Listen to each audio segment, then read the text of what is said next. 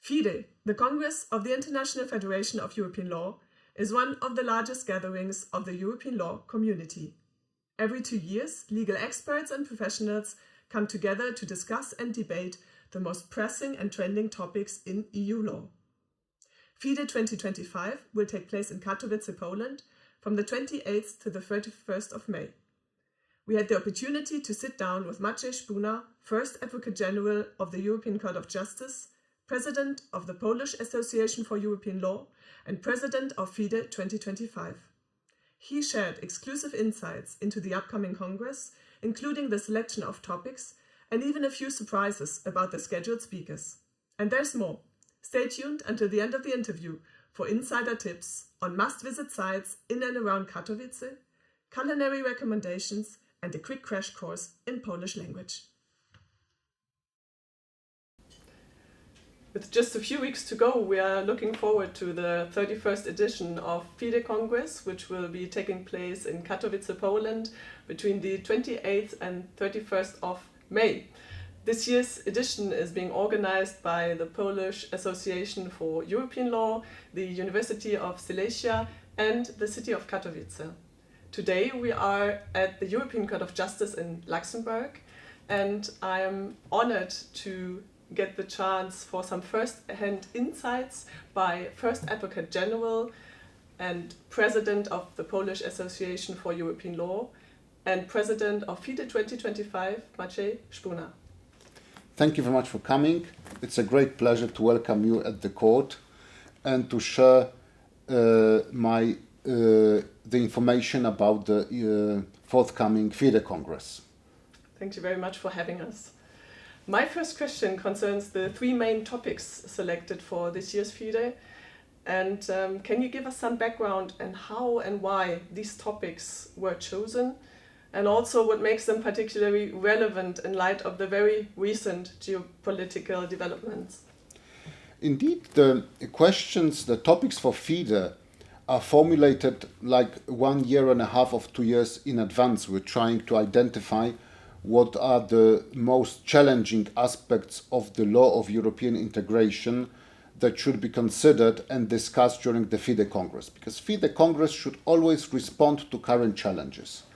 We are very lucky to select subjects which appear to be extremely important, especially in today's context, because they all concern some kind of security, how to make Europe more secure. The first topic, EU emergency law, is how the Union should react and how the Union can react in emergency situations like we had in mind pandemic, the war, financial crisis, migration crisis, energy. Now we have new challenges that should be perceived and analyzed through the perspective of the law of emergency, especially in the field of common commercial policy. The second topic, again, EU digital market. What's happening now with also outside Europe shows us how important the shape of digital market is for Europe, and also to some extent it has to be analyzed in the context of the European security. And the third subject, EU energy law, goes without saying. That's about current challenges, how to reconcile our ecological green ambitions with energy security and solidarity. And I would also add maybe the cost of energy, because Europe security also depends on the cost of energy. If we take a look of the development of FIDE over time, with its foundation in 1961, the Congress has witnessed and in the field of EU law also supported the European integration. Can you run us through the development of FIDE over the years and how you see the future of the Congress? Well, I would say that all congresses are, on the one hand, similar, but each congress responds to another challenges. So my purpose as current president of FIDE is to make the FIDE Congress extremely open, especially to young generation of lawyers. because I think that we are facing the dilemma that European integration should continue. And in order to make sure that the European integration continues, we need to have young lawyers passionate about the future of Europe on board. So we are organizing one day before, as you know, Young FIDE, but also all young scholars are cordially invited to the Congress. We have a special preferential price for lawyers below 30 years old. And this is also the reason why we are continuously counting on the support of ERA, of Academy of European Law in Trier. We've been supporting almost all recent congresses of FIDE, and we're extremely happy that you are also helping us with the dissemination of information about the current Congress. And I also rely very, very much on your help, despite the fact that I have a great admiration to all your achievements, everything you did so far for European law and for the European integration in general. Thank you very much for the credits. It's good to hear, and indeed, ERA is also looking forward to be present with a stand at the FIDE Congress in May. The FIDE Congress is taking place in Katowice and coincides with Poland's presidency of the European Council. How do you guess this will influence the topics discussed at the Congress?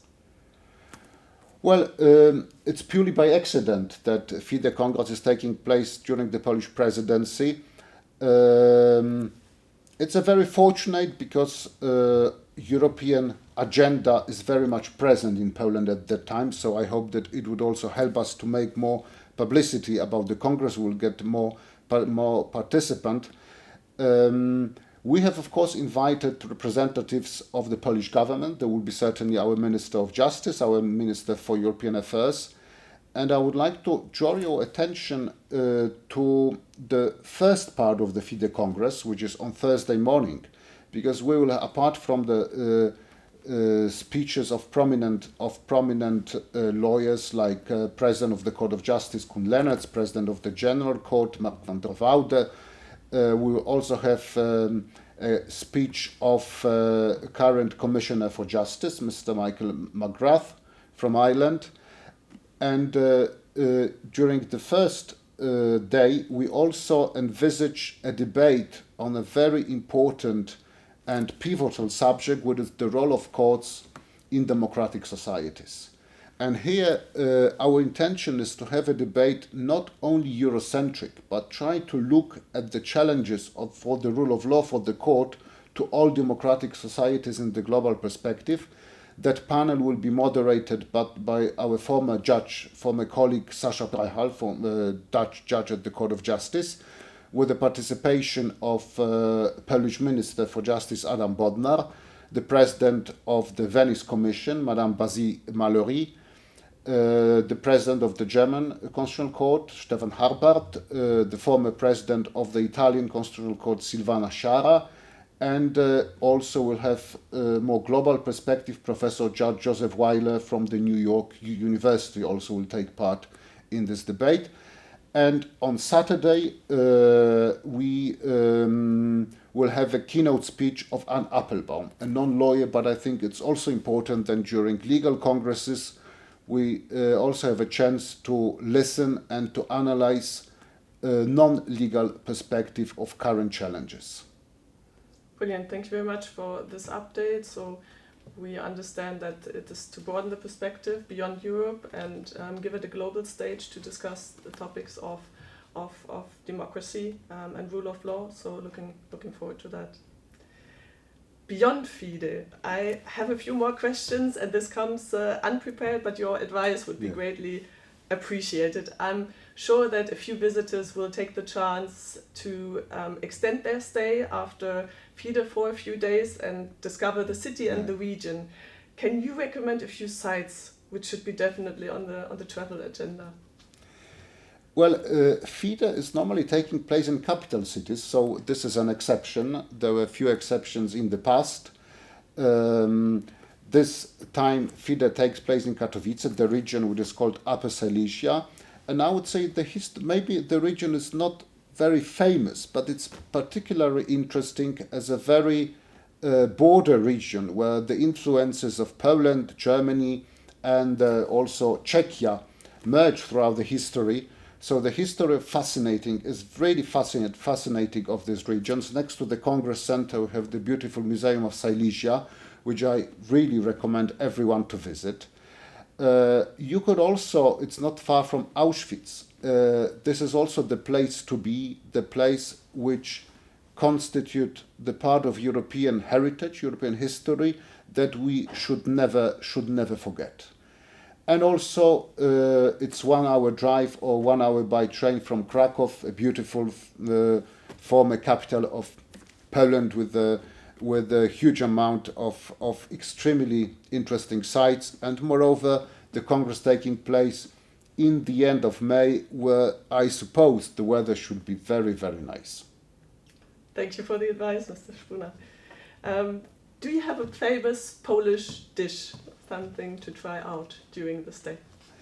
Definitely, and I would recommend Upper Silesian cooking, very famous in Poland.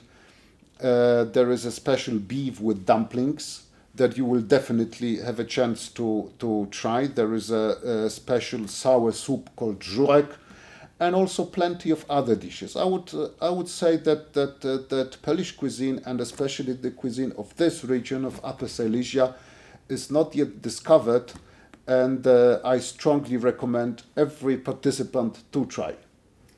Perfect. And then to finish off, can you support us with a kind of first aid kit in Polish language so that we are a little bit equipped to say maybe hello, thank you, and goodbye? Of course, but you also be aware that now English is commonly spoken in Poland, so you have no problems to use English in any place. But to impress the locals, you could say dziękuję, thank you. You could say cześć, which means hello, and goodbye, do widzenia. Thank you very much. And then I would recommend to say we are looking forward to meeting you at FIDE Congress, and if we can have that in Polish as well, that would be brilliant. Zapraszamy wszystkich na kongres FIDE. All are welcome to the FIDE Congress at the end of May in Poland.